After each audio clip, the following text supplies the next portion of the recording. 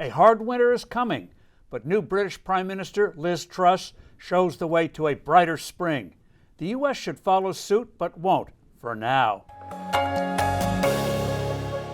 Hello, I'm Steve Forbes, and this is What's Ahead, where you get the insights you need to better navigate these turbulent times. In recent years, Britain has made ghastly mistakes on energy and the economy. The country today has the worst performing economy among major nations. The Biden administration seems hell-bent on following London's disastrous model. Thankfully for the UK, Prime Minister Truss is sharply reversing course on the economy and energy. A good thing too, and hopefully a model for a new U.S. president in 2024. On Friday, her government made a sharp turn to pro-growth economic policies. For years, the UK has gone wild with tax increases to levels not seen since the 1970s. Spending surged, the economy sputtered and stalled. Now, pro-growth tax policies are the order of the day. A disastrous boost in the payroll tax is being scuppered, as is a tax hike on dividends. So is a big boost in the corporate tax rate. Alcohol taxes are being frozen. Personal income taxes are being reduced across the board, including the top rate. Regulations are being attacked. Special low-tax enterprise zones will be created to stimulate investments in depressed areas. By contrast, President Biden lusts for higher taxes, and he spends freely, except for defense. In the UK, huge positive changes are coming on the energy side as well.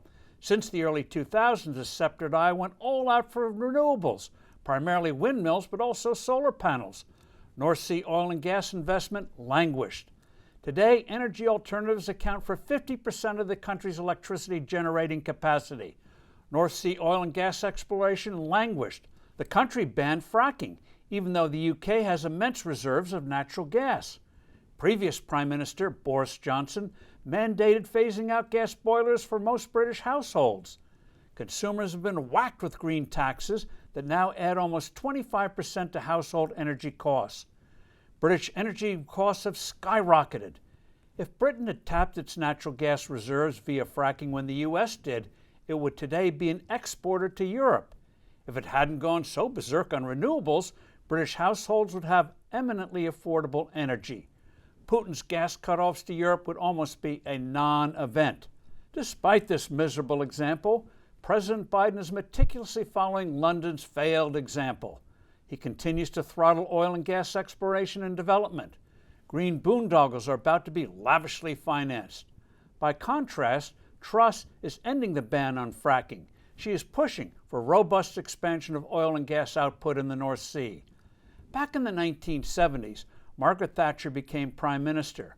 By whacking the UK's debilitatingly high taxes and fiercely attacking inflation, a feeble Britain became Europe's most dynamic large economy.